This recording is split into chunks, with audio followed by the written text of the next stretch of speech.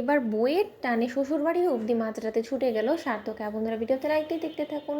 সার্থক হঠাৎ করেই স্রোতকে জিজ্ঞেস করে বলতে থাকে যে, কী ব্যাপার স্রোত, তুমি সামনে দুদিন ছুটি আছে, কথা শোনার পর থেকে এরকম প্যাকিং কেন করছো বলো তো, এই বিষয়টা আমি জানতে পারি? তখন এই কথা বলার মতো স্রোত বলতে থাকে যে, স্যার ধরে নিতে পারেন যে আপনাকে মুক্তি দেওয়ার জন্য দুদিনের জন্য আমি আমার বাপের বাড়ি যাচ্ছি, বেশি দিন থাকবো না, কারণ সেখানে তো বেশি দিন থাকলেও আবার লোককে চার পাঁচটা কথা বানিয়ে ফেলবে, হয়তো বা বলবে যে দুদিন বিয়ে যেতে না যেতেই সংসারে হয়তো অশান্তি হয়েছে, তাই এই শ্বশুর বাড়ি ছেড়ে বাপের বাড়ি এসে উড়ে এসে দূরে বসেছে, এরকম বলবে। তাই আপনি টেনশন করবেন না, সেরকম কোনো কিছুই না, আমি দুদিনের জন্য বাপের বাড়ি যাচ্ছি। বলতে পারেন যে আপনার এই দম বন্ধ পরিবেশ থেকে আপনাকে মুক্তি দিতে যাচ্ছি, কারণ আমি যতক্ষণ পর্যন্ত আপনার সামনাসামনি ঘোরাঘুরি করতে থাকবো ততক্ষণ পর্যন্ত আপনার এরকম করেই অস্থির ফিল হতে থাকবে, আপনি কোনো মতেই আপনার রুমে আপনি ফ্রিভাবে থাকতে পারবেন না। তাই কিছু দিনের জন্য অন্তত আপনাকে একটু শান্তিতে দিতে পারবো, এটাই অন্তত আমার পক্ষ থেকে আপনার জন্য একটা গিফট হিসেবে রয়ে গেল। তখন কথা বলার মতো সার্থক বলতে থাকে যে, ও আচ্ছা, তাহলে বরঞ্চ চল আমি তোমাকে ড্রপ করে আসি। তখন স্রোত বলতে থাকে যে, থাক স্যার, আপনি আমার জন্য এরকম ব্যতিব্যস্ত হবেন, আপনি বরঞ্চ আপনার কোয়ালিটি টাইমটা নিজের মতো করে কী করে আপনি কাটাবেন সেটার কথা ভাবুন।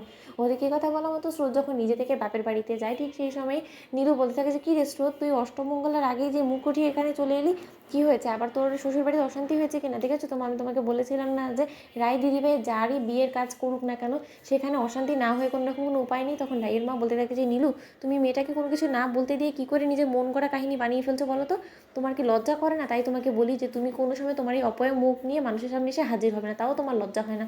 ওদেরকে কথা বলা মাত্র স্রোত বলে থাকে যে, না মা, যা বলছিল দিদিভাইকে বলতে দাও না, আমার তোর মুখ থেকে এসব কথা শুনতে ভালোই লাগে, কারণ আমি অভ্যস্ত হয়ে গেছি। তো শোন দিদিভাই, তোর ভুল ধারণাটা ভেঙে দেওয়ার জন্য আমি একটা কথা বলছি, আমার 2 দিন কলেজ অফ আছে, তাই মাকে দেখার জন্য, বৌমনিকে দেখার জন্য, চরকিকে মিস করছিলাম, তার জন্যই আমি আসলে 2 দিনের জন্য এখানে থাকতে এসেছি। এতে যদি তোর খুব বেশি অসুবিধা হয়ে থাকে তাহলে বলে দেন, বরঞ্চ এখান থেকে চলে যাচ্ছি, অন্তত আর যে হোক না কেন তোর মাথা ব্যথার কারণ হয়ে আমি এই বাড়িতে থাকতে চাই না। ওদিকে কথা বললাম, রায়ের বৌমনি বলতে থাকে যে, স্রোত, তুমি তো এই বাড়িতে আর যাই হোক না কেন অতিথি নয়, তুমি তো খুব ভালো করে জানো যে নীলুর অপয়া মুখ থেকে যখনই কিছু বের হয় তার মানে তো এটাই ভুলভালই বলবে, তাহলে এটা নিয়ে তো তুমি অভ্যস্ত আছো, তাহলে শুধু শুধু কেন এতটা রিয়েক্ট করছো বলো তো? ছাড়ো না তুমি ওই কথাটা, তুমি বরঞ্চ ঘরে আসো।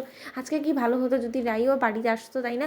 সকলে মিলে চুটিয়ে আমরা আড্ডা দিতে পারতাম মাঝরাত অবধি, আগে যেরকমটা হতো। তখন স্রোত বলতে থাকে যে, এখন আর কোনো কিছু আমার বিয়ের আগের মতন হবে না বৌমনি, কারণ সবাই সবার জীবনে এতটাই ব্যস্ত হয়ে পড়েছে যে আমার জন্য কারো টাইমই নেই। আমার যে এতটা শরীর খারাপ করলো কেউ তো আমাকে দেখার জন্য ও বাড়িতে গেলো না, শুধু একমাত্র রায় দিদিভাই গিয়েছিলো, তাও হয়তো বা তুমি জোর করেছো বিধায় গিয়েছো, নয়তো বা ওরও তো সময় হয় না আমাকে দেখতে যাওয়ার জন্য, তাই না মা? তুমি তো আমাকে ভুলেই গিয়েছো।